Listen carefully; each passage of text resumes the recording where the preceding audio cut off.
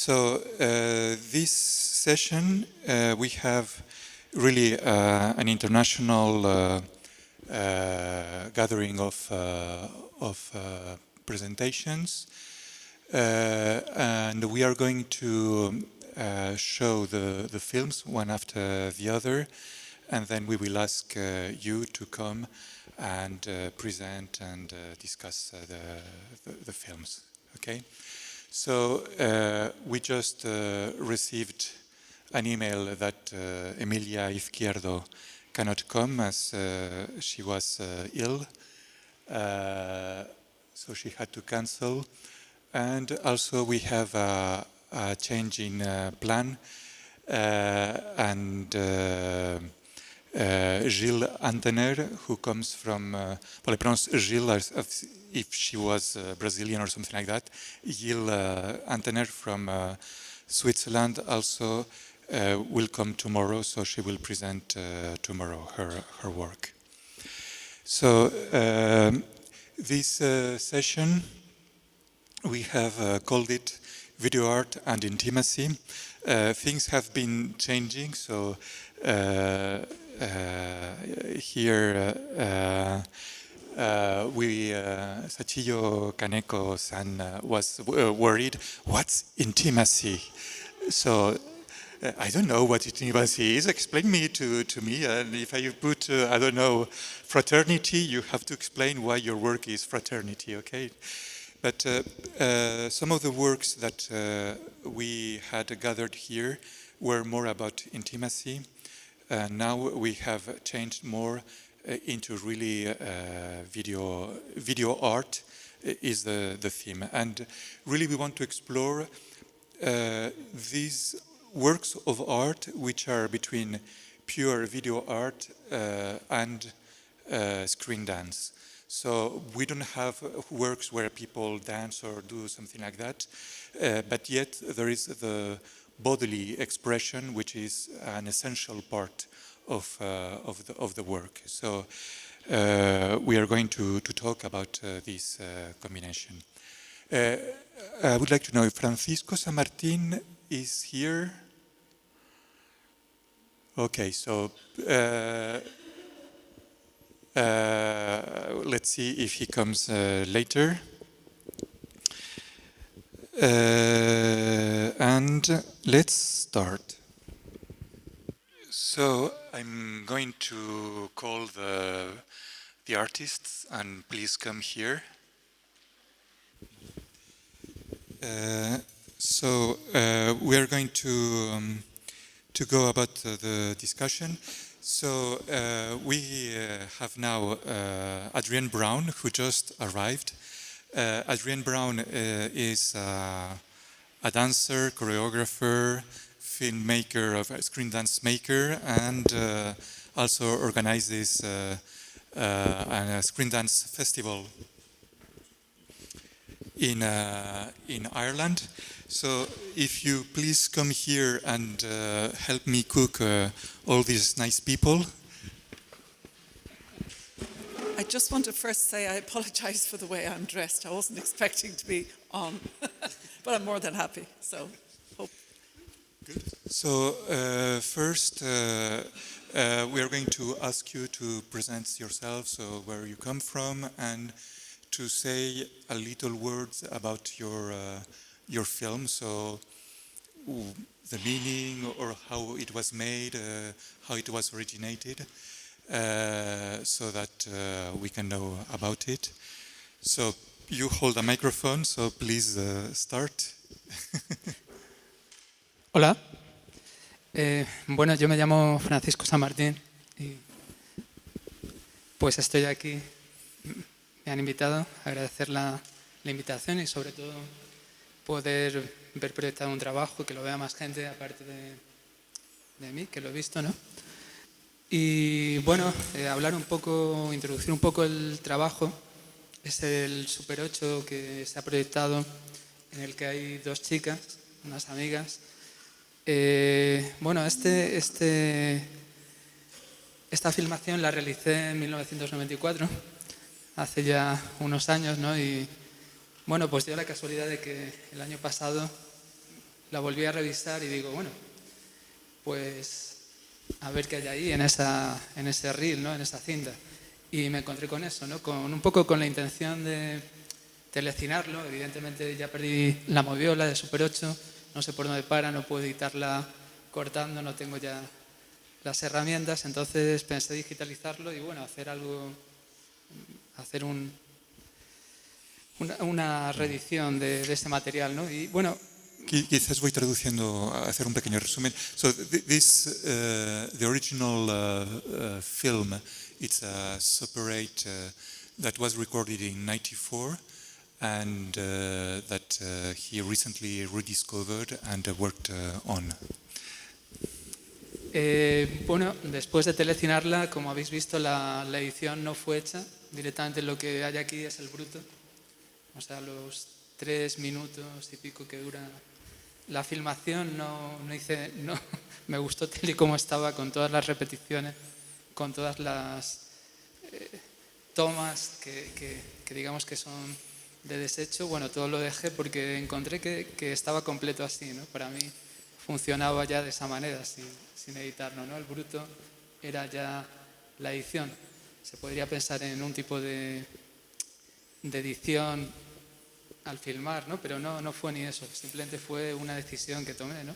O sea, los cortes que vemos son que se paraba la grabación y se volvía a empezar en otro momento. Son las tomas, hice una serie de tomas del performance. Vale. Ese performance eran repeticiones de lo mismo. Entonces ahí se juega con la geometría de lo que es el rectángulo de composición. Micro.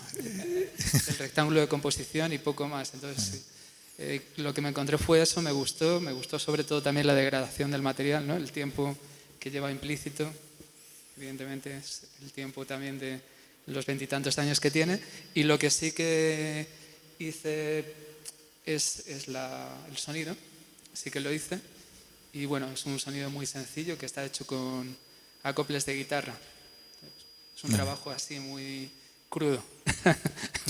So there is actually no post-production editing. It's all the takes that were taken during the filming in the 90s. So he decided to leave it this way without further editing. And the image we see is also this look is really the time passing by on the actual film. It's not a post-production effect for it. And the music was made like recently as a acople de guitarra. So when you play the guitar and you have like a feedback loop. So this is how he created it. ¿Y eres profesor en la Politécnica? Sí, bueno, trabajo aquí en el Politécnico, en Bellas Artes, en la parte de audiovisual y sobre todo la parte de programación multimedia. Vale. Y bueno. So he's from the Polytechnic University of Valencia in the Fine Arts section. Pues. Gracias. So we go in an order which is just how you sat, and we will continue like that. So Júlia Machado, how do you pronounce it? Júlia Machado. Júlia Machado. But you can say Júlia Machado. Oh, Júlia Machado. But like the Danes say, Júlia Macchiado. Oh. So it's a very international name, maybe. Well, hello everyone. Thank you for coming in this very sunny day. And thank you for the organizers and the colleagues also.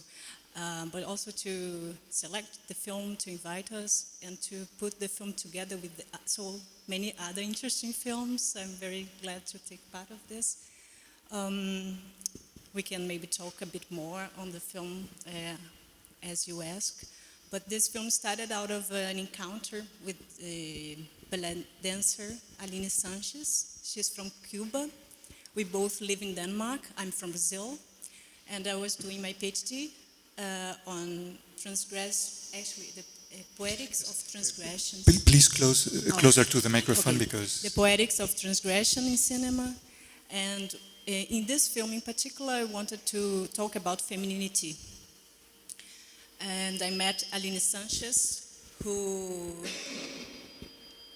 is a perfect model, I think, to embody this character, because she combines this tenderness and strength that I was actually intending to have in my film, but also as an artist, she has worked with this subject before. So she had 2 performances called Aline Alone and Aline Not Alone after she had her child. So some of the lines that are in the film are from her performance, stage performance. So the film somehow was this attempt to address those issues, but not in a representation, a kind of objective way.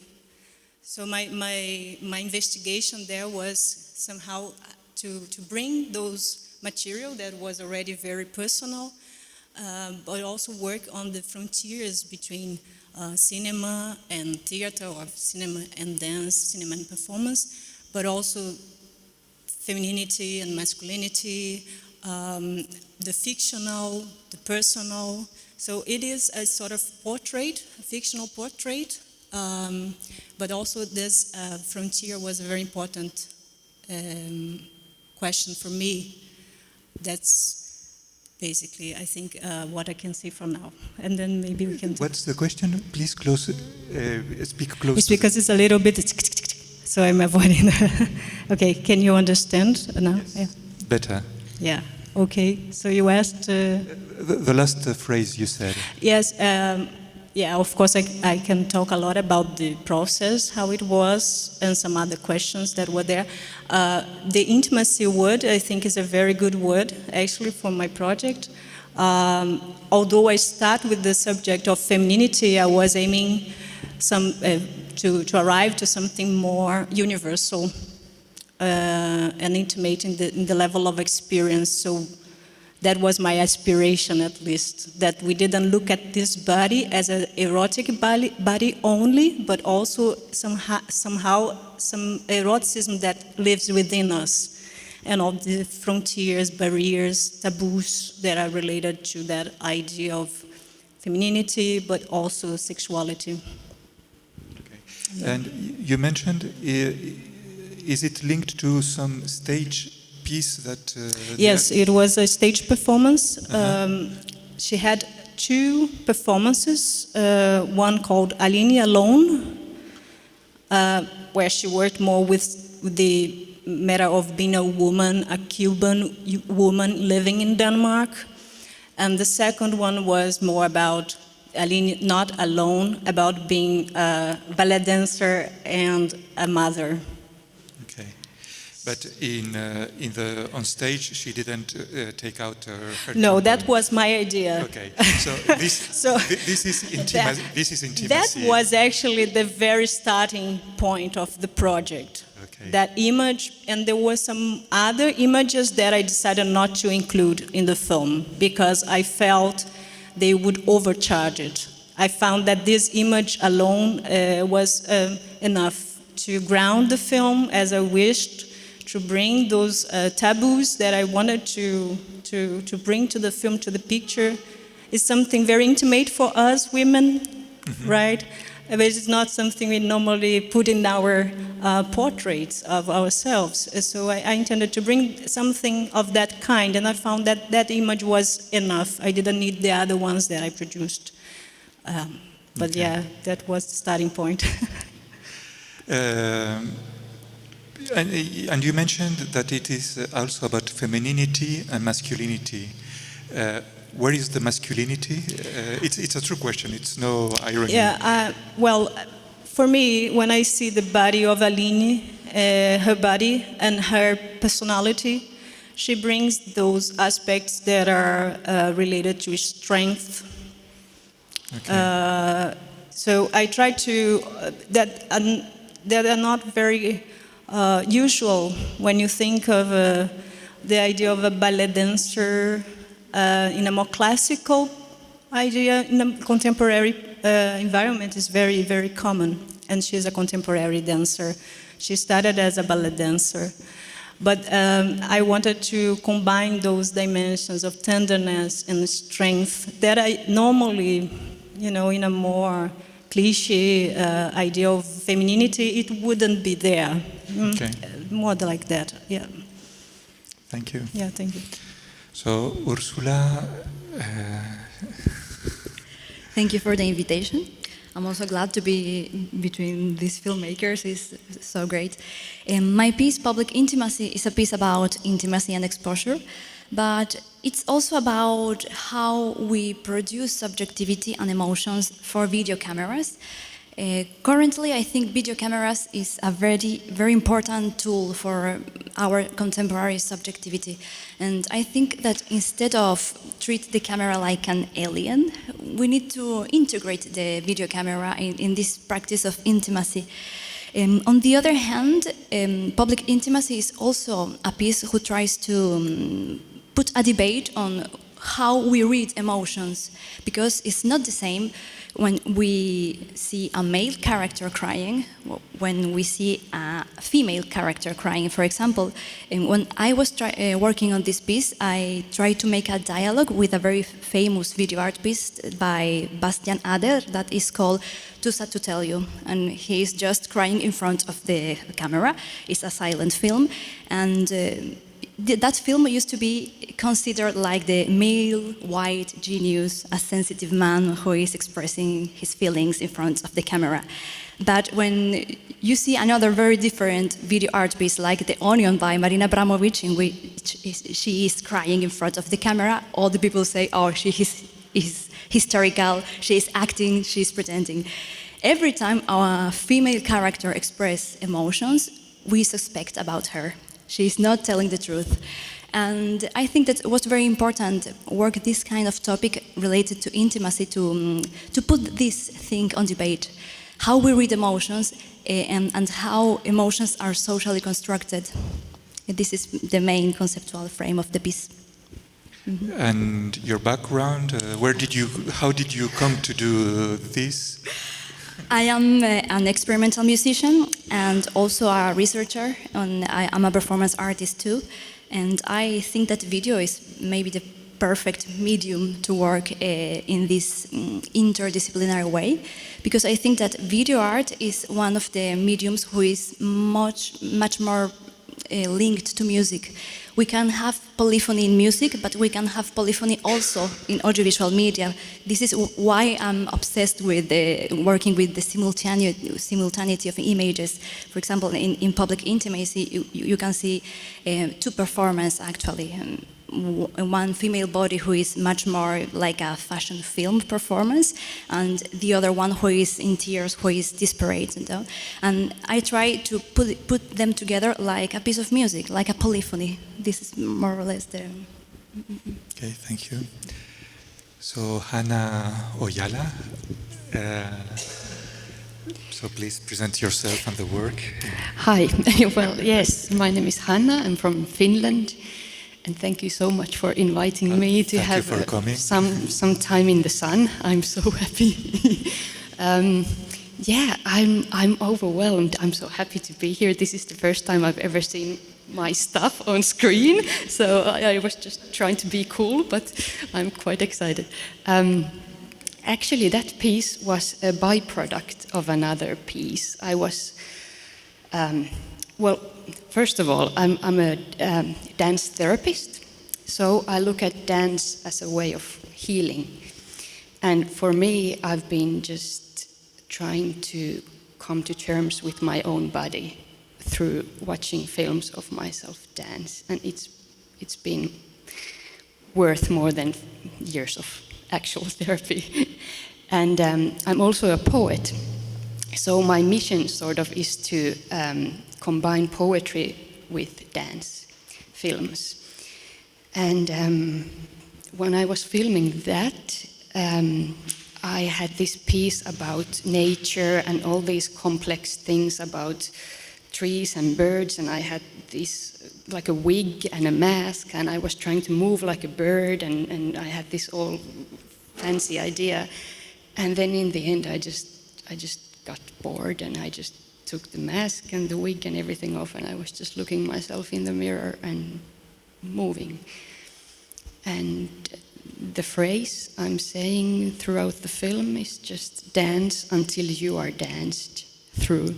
So dance until you become the dance, and the dance takes you through something, through yourself, basically.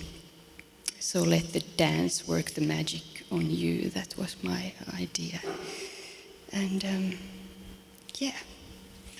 A technical question. The mirrors, the work by Hanna Ojala, you remember? It's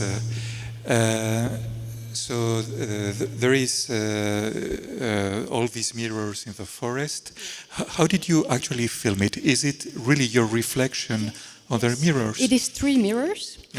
And that was the idea. I had 3 mirrors in my house. I would have had more, but I didn't have more in my house, so I took all the mirrors that I had, went into the forest, and put the tripod there and the camera, and I tried to figure out how to set the mirrors so I can see myself in every one of them, but you know, like to set it up as how it was. But I couldn't figure it out. So I went to my husband and I said, can you please just come and set the mirrors in the perfect way? You always need a man in the house. Yeah. So I went to him after like 45 minutes of trying to be like, I can do this by myself. But then I caved and I said to my husband, no, can you just come and do it? And it was like 30 seconds and he set them up. So it's 3 actual mirrors. So also with Úrsula, we have the fact of the reflection of oneself on the mirror or on the video, but you have the reflection of yourself on the mirror and then on the video. Yeah. And something that Hanna Ojala told us when we were making the program is, well, do mention that I did the editing, the recording, the performance, and and all that, because I think it's also very important. I mean, it's your reflection on 3 mirrors. Yeah. Did you set the camera? So once your husband did the mirror lifting, you recorded yourself and through different trials and errors and all that. I mean, that my basic idea is that, well, I'm very introvert, so I do everything by myself. The sounds and the video, the editing, everything. Because, that's just... Okay. Yeah. Great work. And mirrors are really often the nightmare of filmmaking, because you always get everything except what you want exactly. and the camera is always there. And, I know, and then you can, and the amount of mosquitoes in the Finnish forest is horrible. So okay. I was, really putting myself in there. I think all filmmakers and screen dance artists, when they shoot on the outside, I have my stories with mosquitoes, and yesterday or before we had also the mosquitoes, so everyone has to suffer the mosquitoes, and when they stop, it's a rush. Thank you. So. Спасибо. I learned yesterday. こんにちは。ソイデハポン。This is Japanese, sorry. I couldn't switch.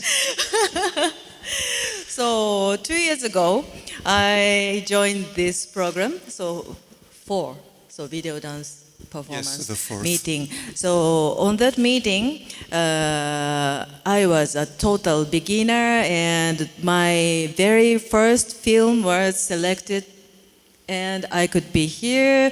So I hope this professor recognized my improvement in these 2 years? We have been commenting with Raphael. Your work was very interesting, but somehow raw, and now it's really something that it's a real video dance. A real, I don't know, but a real work that integrates a lot of elements to put together a meaning. So yes, we did see an improvement. And thank you, Professor. This is a very good educational opportunity for me, and I think this is very good project. And so last time, so it was very, very first film for me, and I hope without my explanation, people who saw my video recognized I'm not a dancer, I'm not a filmmaker, and you found some hint who I am. I am a Japanese calligrapher. Basically, I'm a visual artist, but I started it when I was 7 years old, so almost whole my life I'm involved in our traditional art. And recently I tried to introduce our traditional art as not only the trace on the paper, including the movement, the calligraphers. I try to show people this art as integral, so whole aspect of this art. And I feel this video art has a very big possibility to practice this. So as you are listening to it, my concern is very, very a kind of intimate.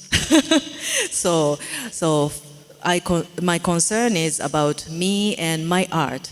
So my standing point is, I think, very different from other video artists.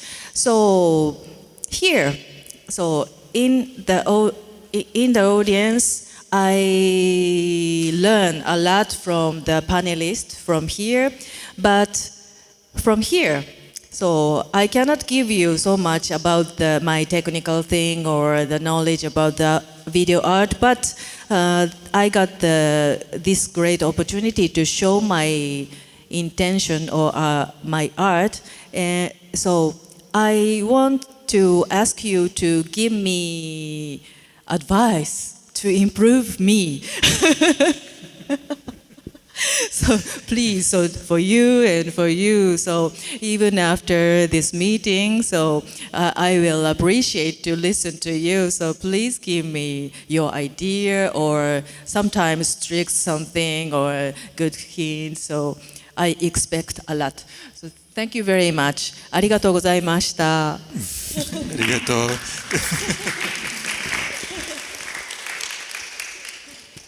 You can ask questions. Está abierto a preguntas del público si tenéis. And do you have any comments or? Yes, just a few comments. First of all, I've just walked in the door, and it's just so wonderful to be here and to see this amazing work, and really to say first off that I felt the intimacy in each piece, which was a beautiful way of rounding up the session. And just a few comments as well about one of the things I love about video dance and screen dance is that artists from different disciplines come to make work. For example, we have two visual artists, we have a musician, and we have a dance therapist, and it seems to be this kind of medium that everybody can come at it from a different point of view, and it's very current and very modern. So I just maybe have a couple of comments or a small comment or a question for each person, if that's okay. I might start with you, Sachiyo, because I was here 2 years ago, and I remember your first piece. And actually, both pieces were beautiful, both films were beautiful, and I recognized you immediately in the film. But I think what I wanted to comment about, what I noticed in your piece was not to be too obvious, but something about the rhythm of the sea was coming through in the brushwork you were making with the on the canvas or the ground what it was, and of course the floating scarf and so forth, and the people passing by and all of this. So there was a sense of stillness within a sea of movement that it's something that hit me on a poetic level, and I wondered if that was something that you were conscious of, or is that just your aesthetic, or what might have been happening there for you? So I tried to put many comparisons and contrast in this video this time. So this time I thought a little. So I thought about to express my work as a dance. So I thought, the common thing is rhythm. So this time I tried to pursue what is the rhythm in this video. So I made many comparisons, so stillness and movements and hard music and ambience, very calm music like that. So on purpose. Yes, and that would really tie in with some of Ursula's comments earlier about musical sort of polyphony and alternation between high and low and soft and hard and so on. Yeah, thank you very much, Sachiyo. Can I just go along the line? Would that make sense? Hanna, wow, I just loved your piece. And my question in relation to the mirrors and all of that was, how did you keep yourself out of the camera shot? That's just a practical question. How did we not see you, but we saw the reflections? With male assistance. I couldn't figure it out. So my husband just told me, you stand there, and I'll put the mirrors here, and the camera is here. So if you stand exactly in that spot, then... Yeah, then you're safe. And then there was the issue of the choreography not moving beyond a certain range in order to stay within the frame. Yeah, to be able to see the image in the mirrors, but not to be in the... Yes. The construction of it was really very beautiful, and it just had that sort of sense of nature, the life in nature or something. It was really wonderful. Yeah, thank you.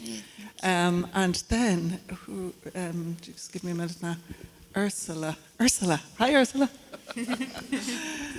So, yes, this was also, it struck me also as a commentary on this thing that we have with image, which comes through with the two, the next film as well, about the female projecting through image and through social media and so forth, where we're constantly curating and monitoring our image. But at the same time, I think I was fascinated by how the two figures, the crying and the public face figure or the mannequin figure, became very almost space-like and cosmic as you added in those video art parts to it. So I just wondered if that was... Again, it's really a question of aesthetic. Was this a conscious effort on your part, or because you earlier said that your main point was to do with the kind of the expectations of feminine in society and so on? It's a rather long question, sorry. Yes, actually this, the transformation of the image, because at the beginning, the female body, you see water through the female body, and then the water becomes vectors and particles, become digital. In this case, it was a kind of metaphor of how the body is a natural body who became something digital. And I try to conceive this passage as something quite natural, in the sense that we should be afraid of this digital intimacy, of these digital images, because it's part of our current subjectivity. I think this entire transformation as a metaphor of this natural body who becomes digital, and this digitization of the body is not something that it's wrong, it's the opposite exactly. It's our current environment, I think. Yes, that makes perfect sense. Thank you very much. Julia. Hi, Julia. I'm still sort of absorbing what I saw on that film. It was I'm sorry. deeply shocking, but in the best possible way. And I really loved the way you made that comment about choosing to let go of some of the images that, you know, the one we were talking about, choosing that just that one very intimate image, and how it was so beautifully done. I really congratulate you on this piece of work. Actually, when I first saw the dancer, for a moment I wasn't sure if it was a man or a woman, which is interesting. Something to do with her physique, was, you know, very typical of a dancer's body, but I did look twice, so I thought that very, very well, beautifully chosen. And really, I don't have an exact question, I have to be honest. It was more a response to your film. I found it very, very moving and tasteful, and yet provocative. So I think that's just my response to it. I don't really have a question, actually. Okay, thank you. But yes, I'm glad to hear, because it was part of my aspiration to have that, or to promote that kind of experience. But it's personal, so you are telling me something that somehow it makes sense to be here, you know, to listen to the experience from the viewers, because that's the part I cannot guess. Yeah. Yes, I think for me, I would have to say my own feeling is that when one is dealing with these very taboo subjects, there can be a tendency to go into gratuitous kind of shock value, pushing stuff to just knock people out somehow. But I think that to do it with a real sensibility and artistic frame is really up to be, it's not easy to do that. Thank you. Yeah, not thank at all. you. Francisco. Hi, Francisco. What I really loved about your piece, actually, was the repetition. It was the pattern, repeating and repeating from different viewpoints. And as you said, it was filmed in real time. It's just really the film as it kind of came up. But the intimacy for me was the beautiful and simple choreography that you created. This, like, right up on top of each other and sliding down, and all the falls and so on. And yet again, something quite abstract about it. So I wondered, really, maybe my question would be, because you're a visual artist, what was it about that choreographic sequence that felt right for you? Bueno, la filmación esta que habéis visto, digamos que es una documentación de un performance hecho desde un punto de vista de pájaro. De hecho, lo filmé aquí en el puente de madera, aquí en Valencia. Entonces, at the beginning, it was really a documentation of a screen dance, of a dance. It was not like a screen dance. It was a documentation, but from a bird's eye view. So it was recorded on one of the bridges in Valencia here. Yo conocía ya, bueno, había visto bastantes veces la acción, repetida en otras ocasiones. Entonces fuimos allí y hicimos la filmación. Entonces fui buscando tomas que fueran lo más descriptivas posibles de lo que ellas estaban haciendo, ¿no? Cuando ellas se juntaban o cuando ellas hacían movimientos, pues estuve más o menos buscando documentar eso de la manera, bueno, pues más geométrica quizás, ¿no? Porque para mí casi en ese momento lo más importante es que no se salieran del encuadre, para que veas tú el nivel de... So he was trying several things, but at the beginning the most important thing is that they don't get out of the frame. So sí. Yo soy como más o menos el hombre de la cámara, pero en la cámara, algo así. Yo hacía de cámara, básicamente. Gracias. Often I have found that when the camera is trying just to frame the people and the action can get out of the frame, sometimes there is some poetry to the camera, this fragility of a camera really searching the subject, no? That becomes poetic. Some years ago, it was actually when you met here, so 2 years ago, I had asked for a grant for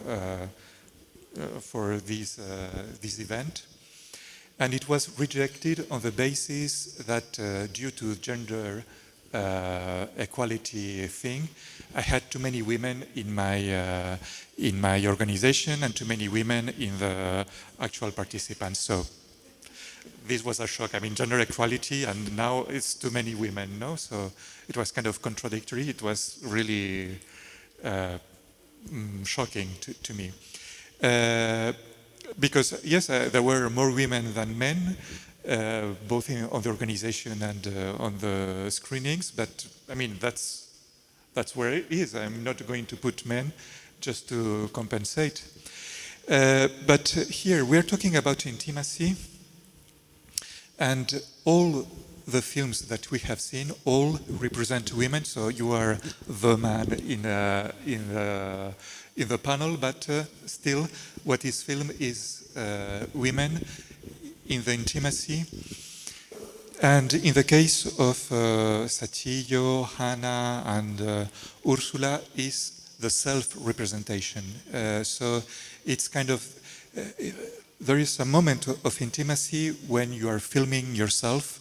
In your case, I think it's you yourself who are in charge of the camera. So also 2 years ago, there was this female artist who said, I can only be with myself in the intimacy. I put the camera, and maybe I will have to work for 10 hours before I find the shoot, because I have to go to check and reframe it.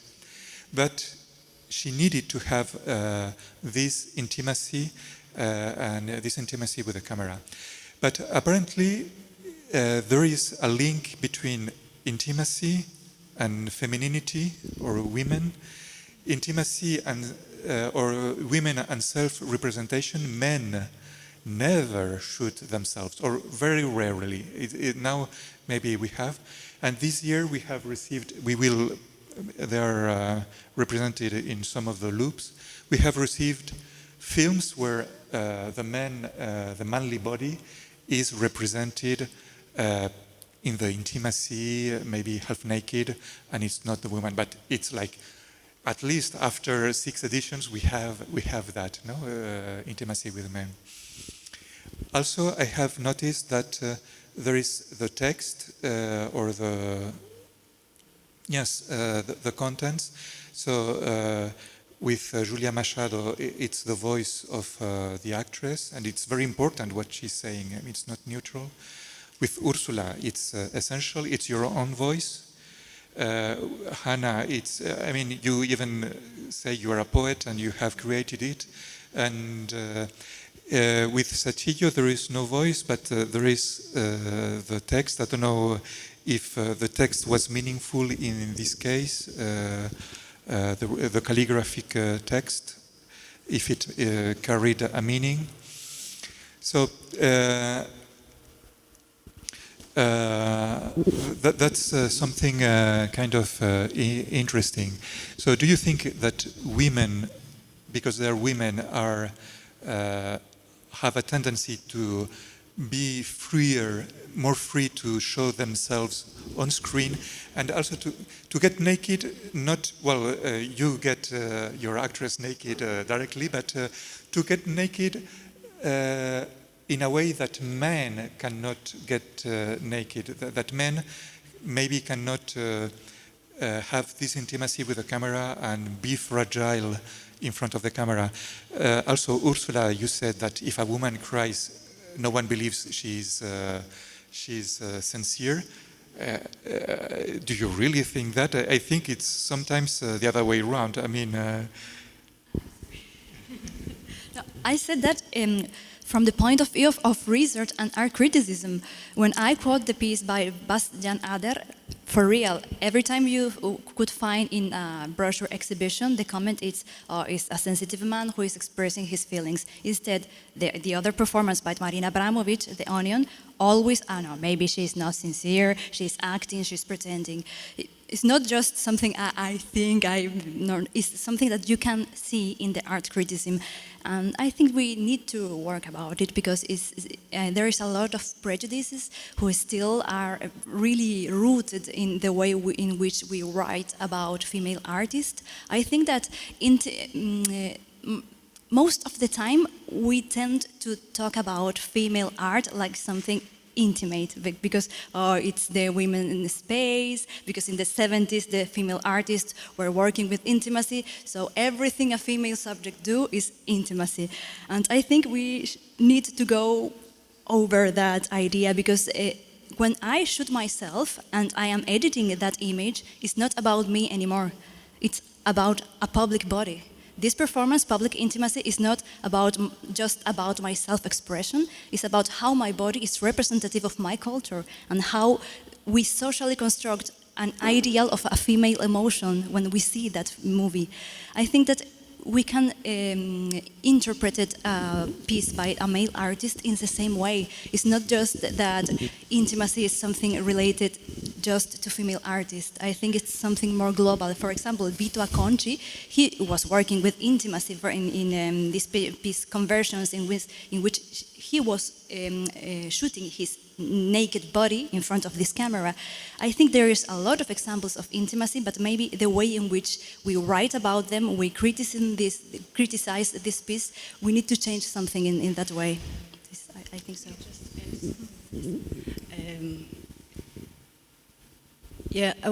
One of the things about the intimacy is that it arrived at the end of my project, at the end of the film.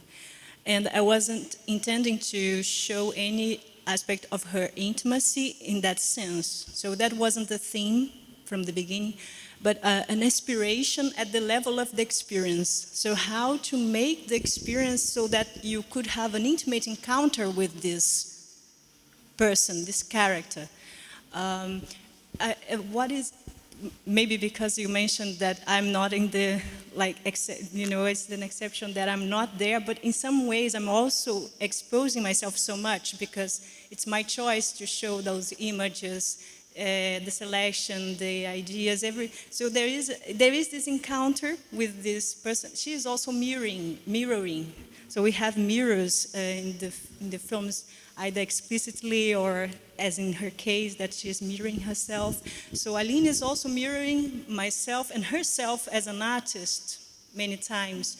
So she's also constructing that character. And I think that level of subjectivity was very important because then she's not just an image of a woman I'm portraying, but she is also an artist that's constructing that image together with me. So it's a process that was collaborative. There are lines that are mine there.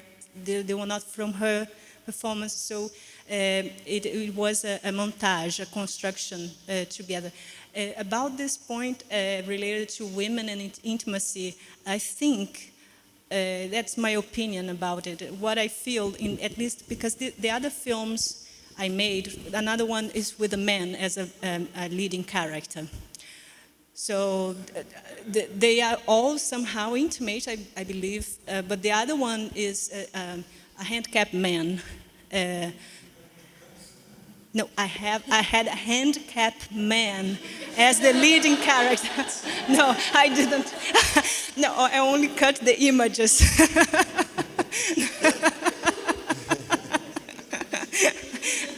I know I have X in my name, but I mean,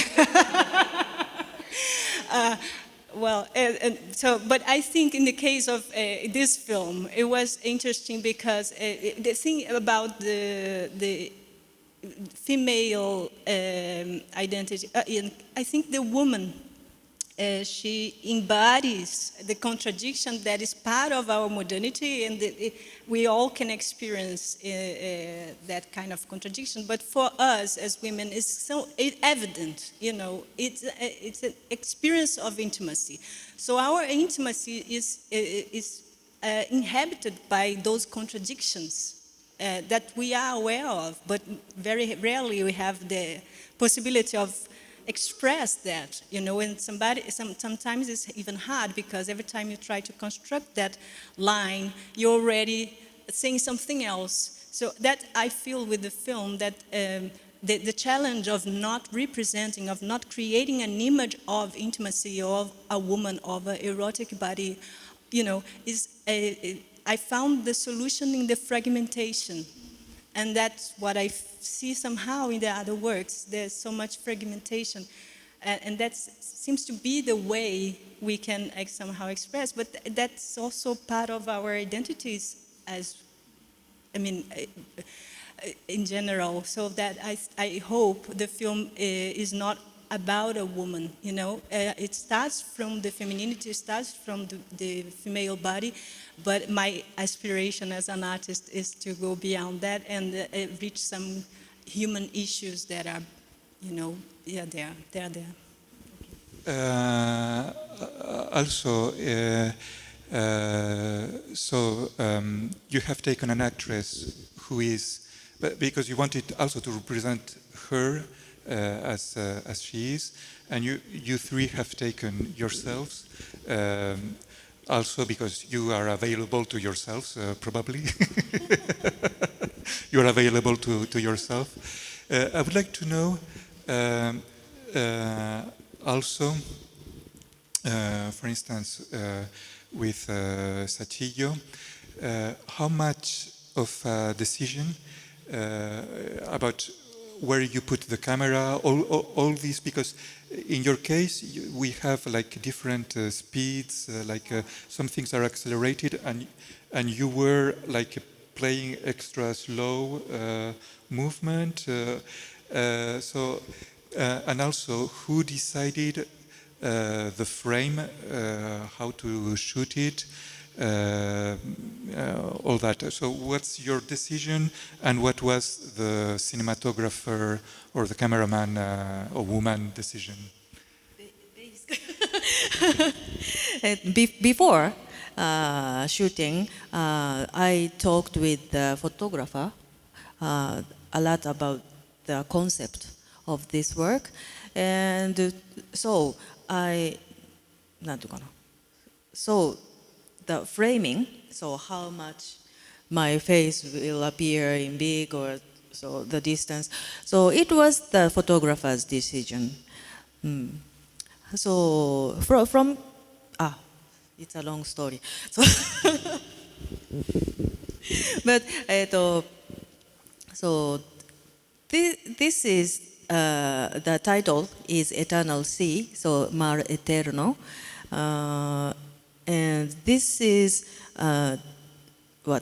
so originally I picked up this theme from the Mexican poem Mar Eterno, and because I felt this world so of Mar Eterno can describe my situation. So the Japan is surrounded by sea always, and sea is always border for us, but in other way the sea is connect us to other countries, so there are dual sides. So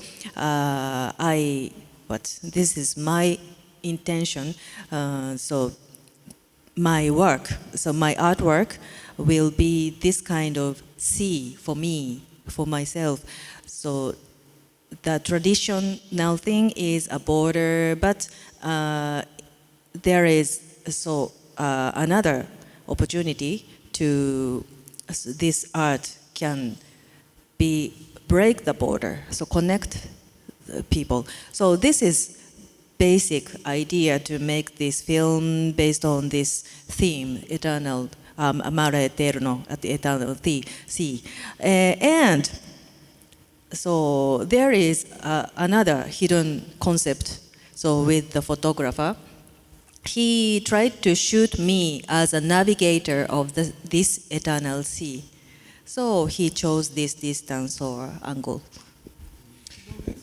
And because it's a very interesting effect that you have created, where like the people surrounding move and become like a texture or something kind of abstract, a movement, and you are the person. Yes, so that's the people becoming the sea and you navigating through the waters. Okay, but how did you do it technically?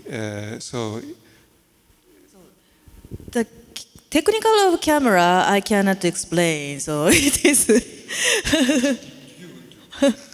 I did on the camera, so I didn't touch the camera this time.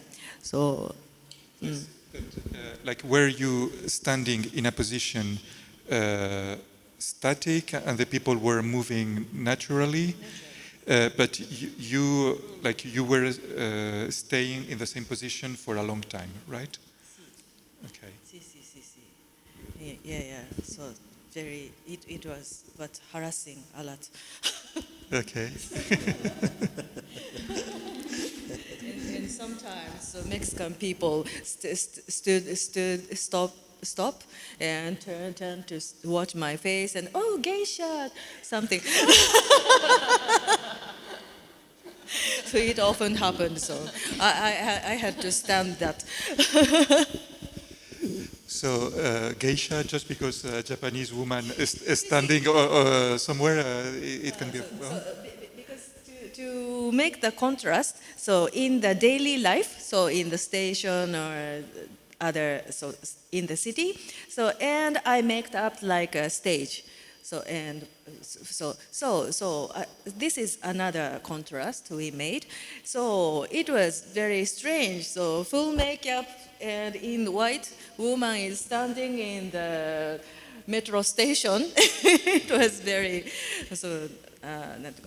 surprising for people passing by. So many people stopped by and turned. So it was. So it is not a mirror, but so it was a little problem for us. So because we cannot use this scene if people stop and turn and look at me. So we needed to shoot very long time. So without these people. Okay. I would like to thank you, all of you. It was an amazing session.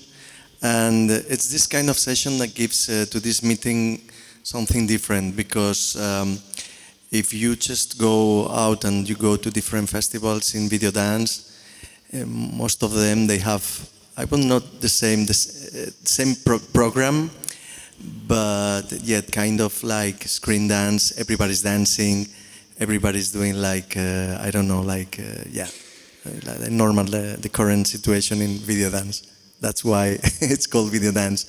But this the pieces of work that we said we saw, like a documentary, for example, that is something that is increasing every time more and more. I don't know why, but we just felt that in this meeting we received a lot of documentaries, the points of view of women, recording women and recording themselves, and also this video performance.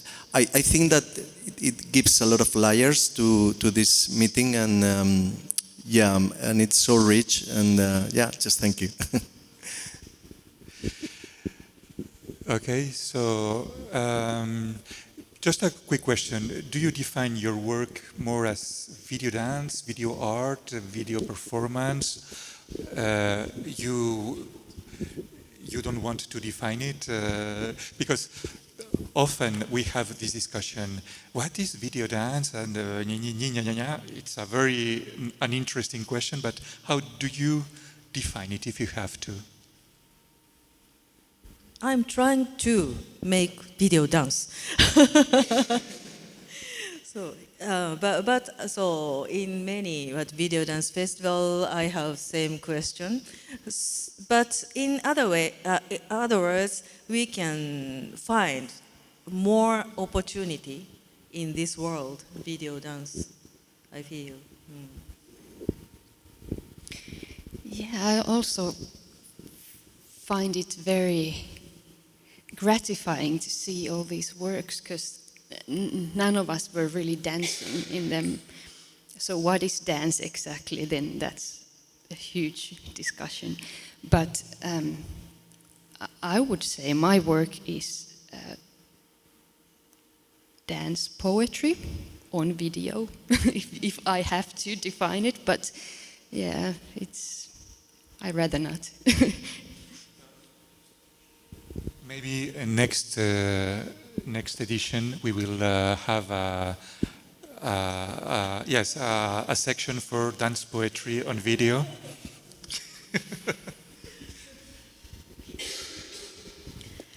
I used to define my work as video art, but mainly for screening purpose, because there is a lot of festivals of video art.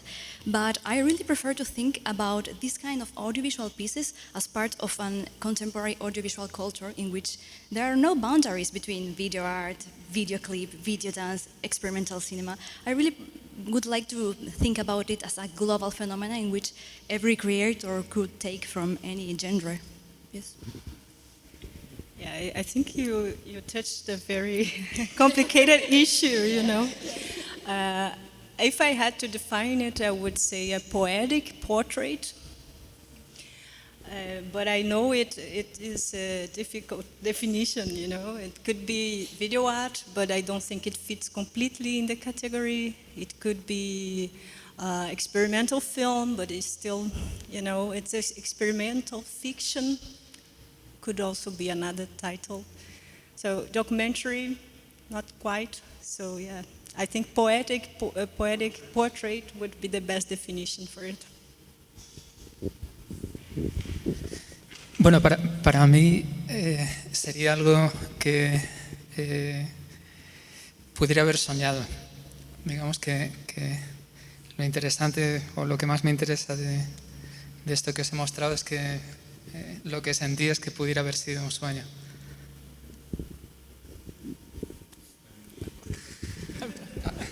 You used the word video performance. I think it's also a very good term, because then it's broader than if you say video dance, then you expect the dance, and performance it's a bit broader. For our cases, it's a good term, I think. Yes, I would say, Úrsula, and your work can fit video performance, also because there is this naturality of the body. The body is not dancing, is not static, etc. So it's video performance. Yours can really fit into video dance, because even if you are standing, it's already dancing static, and the same way you are not trying, you are dancing also, and you have become a geisha, so well, that's your new career, but can you do?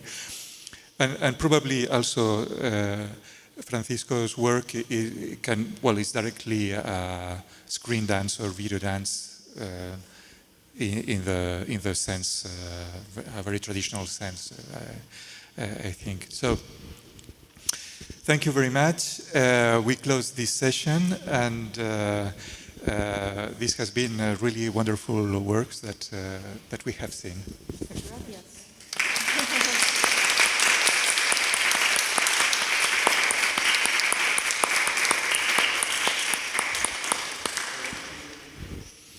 Okay.